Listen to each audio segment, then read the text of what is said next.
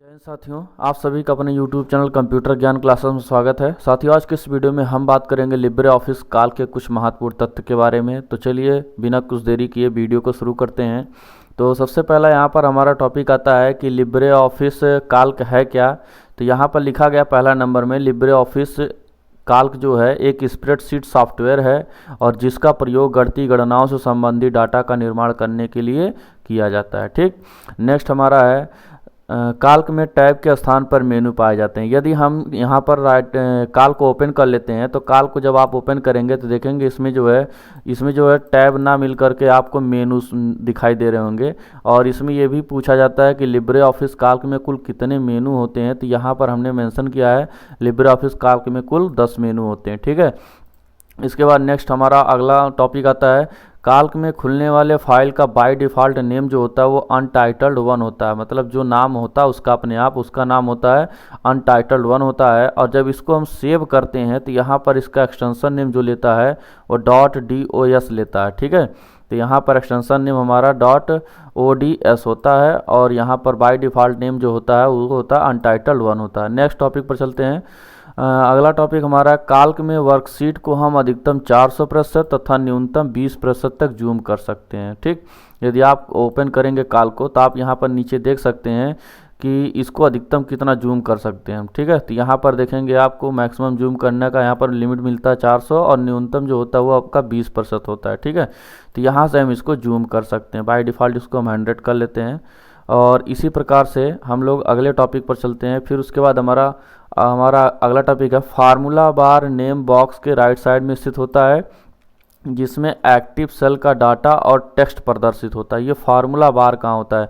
जब आप काल्क को ओपन करेंगे तो ये जो चीज़ आपको दिखाई दे रहा है इसी को फार्मूला बार कहते हैं। अगर मैं यहाँ पर किसी भी सेल में कोई मैटर लिखता हूँ तो ये जो सेल है अगर मैं इसको एक्टिव करूँगा, एक्टिव करने का मतलब जिस सेल पर मैं क्लिक करूँगा उसे एक्टिव सेल कहते हैं। तो इस एक्टिव सेल का डाटा यहाँ फार्मूला बार में शो हो रहा है। अगर यहाँ पर एक्सेप्ट करेंगे तो डाटा ये ले लेगा और अगर यहाँ पर हम क्या करते हैं इसमें क्लिक करके इसको कैंसिल कर देते हैं तो ये कैंसिल कर देता है, डाटा को क्या करता है कैंसिल कर देता है। या फिर यहाँ से हम फंक्शन पर क्लिक करके इसमें से कुछ फंक्शन का उपयोग कर सकते हैं। ठीक, तो ये आपका फार्मूला बार है जिसमें 3 बटन पाई जाती हैं, फंक्शन, विजार्ड, कैंसिल और एक्सेप्ट पाई जाती हैं। ठीक है, तो यहाँ से हम इसको चेंज भी कर सकते हैं। किसी भी सेल में लिखे गए टेक्स्ट को फार्मूला बार में जा करके यहाँ से हम चेंज भी कर सकते हैं इस तरीके से।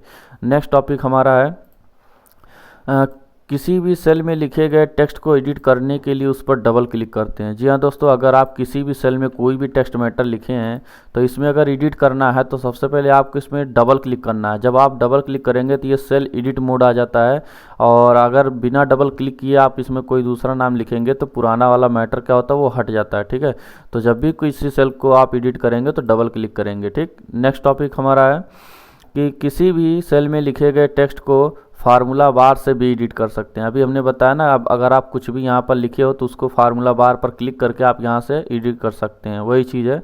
नेक्स्ट आपका मिलता है इसमें फार्मूला बार में 3 बटन पाई जाती हैं जो फंक्शन विजार्ड हैं, कैंसिल है और एक्सेप्ट है। जैसा कि भी हमने बताया पीछे फार्मूला बार में 3 बटन होती हैं, फंक्शन, विजार्ड, कैंसिल और एक्सेप्ट। अगला है वर्तमान समय में हम जिस सेल में होते हैं उसे एक्टिव सेल कहा जाता है। जी हाँ, अभी हमने आप लोगों को बताया था कि वर्तमान समय पे मतलब हम जिस भी सेल पर क्लिक कर देंगे उसको हम क्या कहेंगे एक्टिव सेल कहेंगे। और एक्टिव सेल का जो नाम होता है ये नेम बॉक्स में प्रदर्शित होता है। यहाँ पर देखिए मैंने भी क्लिक किया B2 पर तो यहाँ पर B2 यहाँ पर शो हो रहा है। मतलब कि ये नेम बॉक्स जो होता है फार्मूला बार के लेफ़्ट साइड में होता है और किसी भी सेल में अगर आप जाना चाहते हैं तो यहाँ नेम बॉक्स में लिख करके आसानी से जा सकते हैं। जैसे हमको जाना है A10 में तो मैं यहाँ पर लिख दूंगा A और 10। ठीक है, इंटर प्रेस बटन करूँगा यहाँ पर तो मैं A10 में पहुँच जाऊँगा। ठीक, तो इसको हम कहते हैं नेम बॉक्स जहाँ पर एक्टिव सेल का डाटा क्या होता है शो होता है, एक्टिव सेल का नाम शो होता है। आगे चलते हैं। किसी भी सेल को एक्टिव करने के लिए टैब, इंटर, एरो की का प्रयोग करते हैं। टैब के साथ इंटर भी कर सकते हो, इंटर और एरो की मतलब एरो की आपकी लेफ़्ट राइट है, अप डाउन है। तो यहाँ पर जैसे अगर हम काल्क को ओपन कर लेते हैं तो देखिए इंटर बटन दबाएंगे तो नीचे आ रहे हैं और टैब दबाएंगे तो आगे जा रहे हैं। अगर आप नेविगेशन की यूज़ करते हैं अप डाउन लेफ्ट राइट तो यहाँ से आप किसी भी सेल को एक्टिव कर सकते हो आसानी से। ठीक, इसी के साथ अगला टॉपिक हमारा आता है नेक्स्ट सेल में जाने के लिए टैब बटन तथा प्रीवियस सेल में आने के लिए शिफ्ट टैब बटन का प्रयोग करते हैं। जी हाँ, अगर हम एक्सेल ओपन करते हैं यहाँ पर देखिए, अगर आप टैब बटन दबाएंगे तो आप नेक्स्ट सेल में जाओगे, और अगर शिफ्ट टैब बटन दबाओगे तो आप प्रीवियस मतलब पिछले सेल में वापस आ जाओगे। ठीक, नेक्स्ट हमारा इसके आगे है फॉर्मेट सेल का डायलॉग बॉक्स ओपन करने के लिए Ctrl+1 बटन दबाते हैं। ठीक है, जैसे आप क्या करोगे, इतना डाटा मतलब कोई भी रेंज आप सिलेक्ट करके Ctrl+1 बटन दबाओगे तो ये फॉर्मेट सेल का डायलॉग बॉक्स ओपन हो जाएगा, और यहाँ से आप किसी भी डाटा के मतलब फॉर्मेट को चेंज कर सकते हो, बॉर्डर सेट कर सकते हो सिलेक्ट किए गए एरिया के, है ना। तो ये सब आप काम कर सकते हो यहाँ से। ठीक, तो इसको आप सेट कर सकते हो यहाँ से, देखिए ये सब ना। तो इसको बोलते हैं सेल फॉर्मेटिंग या फॉर्मेट सेल के नाम से भी जाना जाता है। आगे चलते हैं, काल्क में खुलने वाले इलेक्ट्रॉनिक पेज को वर्कशीट कहा जाता है। मतलब काल्क में जो इलेक्ट्रॉनिक पेज खुलता है उसको हम क्या कहते हैं, वर्कशीट कहते हैं। ठीक है, इसी वर्कशीट में आपको बहुत से रो और कॉलम प्रदर्शित हो रहे हैं। जैसे ये जो पेज खुला है, ये जो पेज खुला है इसको हम वर्कशीट के नाम से जानते हैं। इसमें जो ऊपर से नीचे लाइनिंग गई इसको कॉलम कहेंगे, और जो लेफ़्ट से राइट जाती है लाइनिंग इसको हम रो कहते हैं। और इन्हीं रो और कॉलम के लाइंस को हम जो है ग्रिड लाइन के नाम से जानते हैं। और कॉलम और रो के परस्पर कटान से जो ये छोटा छोटा बॉक्स बन रहा है, intersection of row and column, तो इसको हम सेल कहते हैं। क्या कहते हैं, सेल कहते हैं। अभी आगे मिलेगा ये टॉपिक में। तो यहाँ पर काल्क में खुलने वाले इलेक्ट्रॉनिक पेज को वर्कशीट कहा जाता है। और अगला है, बहुत से वर्कशीट के समूह को वर्कबुक कहा जाता है। मतलब बहुत से वर्कशीट जो है जब मिलती हैं तो वो वर्कबुक का निर्माण करती हैं। मतलब बहुत से वर्कशीट जो है मिल करके एक वर्कबुक का रूप ले लेती हैं। ठीक, तो यहाँ पर एग्ज़ाम में ऐसे भी पूछ सकता है कि वर्कबुक किसका समूह है, तो आप लोग बता सकते हैं वर्कबुक जो होता है ये वर्कशीट का समूह होता है। जिस तरीके से कॉपी जो होती है वो पेज का समूह होता है, वैसे यहाँ पर जो वर्कबुक है वो वर्कशीट का समूह है। ठीक, नेक्स्ट है, एक वर्कशीट में कुल 1024 कॉलम तथा 10,48,576 रो होते हैं। जी, 1024 कॉलम होते हैं और 10,48,576 रो होते हैं। ठीक, और यहाँ पर लिखा पहले सेल का नाम A1 होता है तथा अंतिम सेल का नाम AMJ होता है। ठीक है, अंतिम सेल का नाम AMJ 10,48,576 होता है। जैसा कि आप लोगों को बता दें कि सेल का नाम जो होता है वो रो और कॉलम से मिलकर बना होता है। यहाँ पर पहला जो हमारा सेल है A1 है, और अंतिम जो कॉलम है वो हमारा AMJ है। लेकिन अगर मैं सेल की बात करूं तो यहाँ पर हमारा अंतिम जो आएगा वो होता है ये वाला। ठीक है, तो इसका नाम जो है हमें यहाँ पर दिख रहा होगा नेम बॉक्स में। तो यहाँ पर AMJ 10,48,576 ये हमारा लास्ट वाला सेल का नाम है। तो पहले सेल का नाम A1 है और लास्ट वाले सेल का नाम AMJ 10,48,576 है। ठीक है, किसी भी मतलब अंतिम सेल में जाने के लिए, अंतिम सेल में जाना अगर आपको, तो यहाँ पर आप नेम बॉक्स का भी यूज़ कर सकते हैं। AMJ 10,48,576 टाइप करके आप इंटर की प्रेस करेंगे, आप लास्ट में चले जाएंगे वहाँ पर। ठीक है, इसके आगे ऑप्शन अगला हमारा है, पहले कॉलम का नाम A होता है और अंतिम कॉलम का नाम AMJ होता है। जैसा कि अगर आप काल्क ओपन किए हैं तो पहला कॉलम जो आपका A वाला है, और अंतिम कॉलम में जाना है तो आप कंट्रोल बटन के साथ राइट वाली एरो की प्रेस करेंगे, अंतिम कॉलम में पहुंचाएंगे। तो ये AMJ नाम से होता है लास्ट वाला। ठीक है, इसके बाद अगला टॉपिक हमारा आता है, वर्कशीट में प्रत्येक कॉलम और रो की लंबाई चौड़ाई एक समान होती है। मतलब जितने भी कॉलम है वो सबकी लंबाई चौड़ाई एक समान है, रो की लंबाई चौड़ाई एक समान, मतलब सबकी जो होती है वो बराबर होती है, प्रत्येक रो की और प्रत्येक कॉलम की बराबर होती है। ठीक है, और उसको आप सेट भी कर सकते हैं, बढ़ा घटा सकते हैं, ऐसा नहीं कि सेट नहीं कर सकते हैं। रो तथा कॉलम के इंटरसेक्शन से सेल का निर्माण होता है। मतलब ये जैसे ये से जो ऊपर से लाइनिंग आती है कॉलम हो गया, और ये जो हमारा जाता है हॉरिजॉन्टल ये रो हो जाता है। ठीक है, तो यहाँ पर बीच में जो बॉक्स बनता है इसी को हम क्या कहते हैं, इसी को हम सेल कहते हैं। ठीक है, और इसका जो नाम होता है ये तो पहले हम बता ही चुके हैं, रो और कॉलम से मिलकर के बना होता है। ठीक, इसी तरीके से फिर आगे चलते हैं। अगला हमारा टॉपिक है, रो तथा कॉलम के लाइंस को ग्रिड लाइन के नाम से जाना जाता है। जैसा कि अभी हमने बताया पीछे कि रो तथा कॉलम के जो लाइंस होते हैं उसको ग्रिड लाइन के नाम से भी जाना जाता है। ठीक, सेल का नाम तथा सेल का जो नाम होता है वो रो तथा कॉलम से मिलकर बना होता है। ये तो पहले ही बता चुका मैं, सेल का जो नाम होता है वो रो और कॉलम से मिलकर बना होता है। वर्कशीट में पूरे रो को सिलेक्ट करने के लिए शिफ्ट प्लस स्पेस बटन दबाते हैं। जैसा कि अगर आप यहाँ वर्कशीट को ओपन किए हैं तो अगर शिफ्ट के साथ स्पेस बटन दबाते हैं तो जिस रो में आप रहेंगे वो रो ए से लेकर के AM जे तक क्या होगी, सिलेक्ट हो जाएगी। मतलब पूरी रो क्या होगी, शुरू से लेकर के लास्ट तक सिलेक्ट हो जाती है। तो किसी एक पूरे रो को सिलेक्ट करने के दो तरीके हैं। पहला, आप शॉर्टकट की शिफ्ट के साथ स्पेस यूज कर सकते हैं, या फिर किसी भी मतलब रो के हेडर भाग, जैसे यहाँ 6-7 लिखा ना, इस पर डबल क्लिक कर सकते हैं या सिंगल क्लिक करेंगे पूरा हो जाएगा। अगर यहाँ करेंगे तो एक होगा, एक सेल होगा, लेकिन इसके हेडर भाग पर क्लिक करेंगे तो पूरा ये मतलब एक पूरा रो सिलेक्ट कर देता है। और ऊपर अगर यहाँ कॉलम पर करेंगे तो ये पूरे कॉलम को सिलेक्ट कर देता है। ये होता है दो तरीका। अगर कॉलम को आप बटन से सिलेक्ट करना चाहते हैं तो कंट्रोल बटन के साथ स्पेस बटन दबाएंगे और पूरा ये इंटायर कॉलम जो होगा वो क्या होगा, सिलेक्ट हो जाएगा। और इसी के साथ अगर आप कंट्रोल शिफ्ट स्पेस बटन दबाते हैं तो पूरी वर्कशीट ही सिलेक्ट हो जाती है।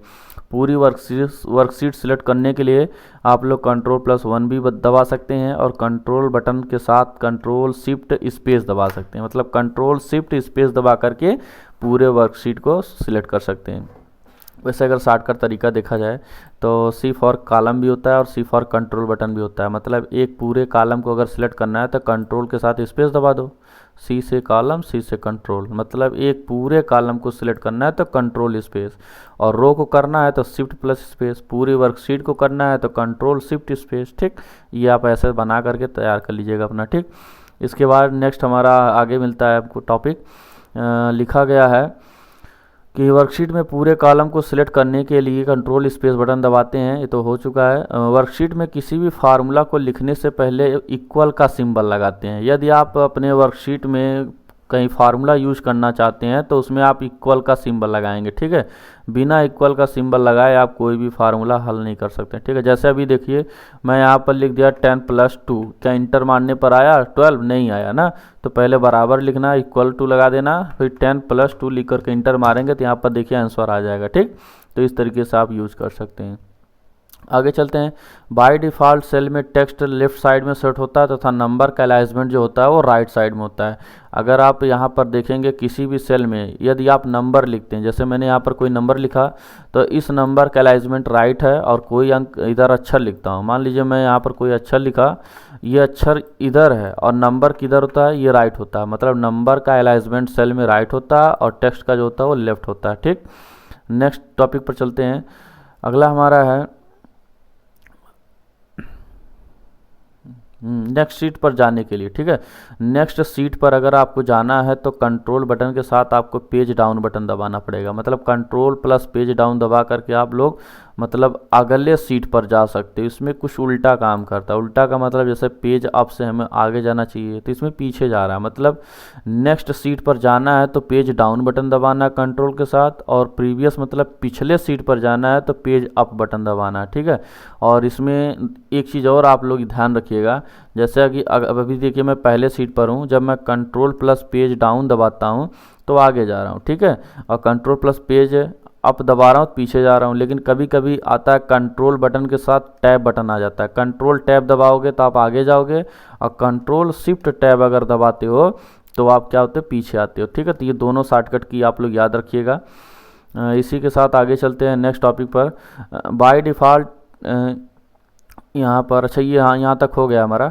आगे चलते हैं। बनाए गए डाटा को क्रम में व्यवस्थित करने के लिए, मतलब जो आप डाटा बना चुके हो उसको क्रम से व्यवस्थित करने के लिए सॉर्ट ऑप्शन का प्रयोग करते हैं। इस चीज़ का ध्यान रखना, सॉर्ट का मतलब यहाँ पर घटते से बढ़ते क्रम और बढ़ते से घटते क्रम में सेट करने से। ठीक है, और इसी प्रकार से एक नया सेल लाने के लिए आपको कंट्रोल बटन के साथ प्लस बटन दबाना है। मतलब कंट्रोल के साथ प्लस वाली सिंबल वाली बटन दबाएंगे तो एक नया सेल आपका आएगा, न्यू सेल लाने का। ठीक है, और उसी सेल को या किसी और सेल को अगर डिलीट करना चाहते हैं तो कंट्रोल बटन के साथ जो है आपको माइनस वाली की दबानी है, तब जाकर के किसी भी सेल को आप डिलीट कर सकते हो। ये बात क्लियर कर लीजिएगा। ठीक है, आगे किसी मतलब सेल रेफरेंस 3 प्रकार का होता है। जो सेल रेफरेंस होता है ये 3 प्रकार का होता है, एब्सोल्यूट होता है, रिलेटिव होता है और मिक्स होता है। एब्सोल्यूट में जैसे हम लोग क्या करते हैं, पहले डॉलर लगाते हैं ए, फिर डॉलर, फिर 1। जैसे A1 लिखना है तो A1 हम लोग जो है रिलेटिव यूज करते हैं, ये हमेशा हम लोग रिलेटिव यूज करते हैं।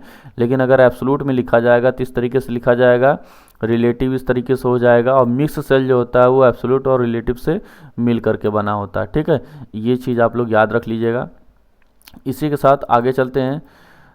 अगला हमारा जो टॉपिक है इसमें लिखा गया है कि वर्कशीट में वर्तमान डेट लाने के लिए control plus semi colon button का प्रयोग करते हैं। तो अगर जैसे हम इसको ओपन कर लेते हैं, अगर हमको यहाँ पर करंट डेट चाहिए तो कंट्रोल के साथ हम सेमी कॉलन की प्रेस करेंगे तो यहाँ पर देखिए 29 तारीख 12वां महीना 2022 आ चुका है। ठीक है, ये करंट डेट लाने के लिए शॉर्टकट की है। उसी पर आगे है वर्तमान टाइम अगर लाना है, प्रेजेंट टाइम लाना है तो control plus shift plus semi colon button दबाना है। तो वर्कशीट में आएंगे और यहाँ पर कंट्रोल शिफ्ट सेमी कॉलन की प्रेस करेंगे तो मतलब जो अभी टाइम चल रहा है, जैसे यहाँ पर 21:41 और 47 सेकंड दिखा रहा है। इसका मतलब ये है कि ये जो घड़ी हमने सेट किया है इसमें ये 24 आवर्स की है। वैसे 9:41 हो रहे हैं, है ना। ठीक, तो आगे चलते हैं। नेक्स्ट टॉपिक हमारा जो है किसी भी रो तथा कॉलम के हेडर भाग पर डबल क्लिक करके उस पूरे रो या अथवा पूरे कॉलम को हम सिलेक्ट कर सकते हैं। जैसा कि अभी मैं पीछे बता चुका हूं कि अगर किसी भी एक पूरे कॉलम को सिलेक्ट करना है तो आप उसी कॉलम के हेडर भाग पर क्लिक करेंगे, और रो को क्लिक करना है तो यहाँ पर रो के हेडर भाग पर क्लिक करके सिलेक्ट कर सकते हैं। ठीक है, तो इसके आगे टॉपिक पर चलते हैं। लिखा गया है अगला, किसी सेल में लिखा गया टेक्स्ट फिट नहीं होता। यदि क्या होता है, किसी सेल में लिखा गया टेक्स्ट फिट नहीं होता तो क्या बनता है, हैज का सिंबल बनता है। जैसे देखिए यहाँ पर हमने भी डेट लिखा है, इसको अगर हम बहुत छोटा कर देते हैं तो हैज का सिंबल आया ना, ये चीज़ होता है। ठीक है, और बाकी अगर आप कहीं फार्मूला वगैरह गलत कर देते हो तो वहाँ पर सिंबल बनता है हैज नेम क्वेश्चन मार्क का सिंबल बन जाता है। ठीक है, किसी भी सेल में, अगला टॉपिक, किसी भी सेल में टेक्स्ट मैटर को फिट करने के लिए रैप टेक्स्ट का प्रयोग करते हैं। ठीक है, रैप टेक्स्ट क्या होता है, जैसे अगर आप मान लीजिए यहाँ पर कोई मैटर लिखते हैं तो ये मैटर बहुत लंबा होता है तो दूसरे सेल में चला जाता है, उसको उसी सेल में आपको व्यवस्थित करने के लिए यहाँ पर रैप टेक्स्ट पर क्लिक करना है। तो ये होता क्या, वो नीचे भले आ जाएगा लेकिन रहेगा अपने ही सेल में, किसी दूसरे सेल में नहीं जाता है। ठीक है, ये चीज़ याद कर लीजिएगा।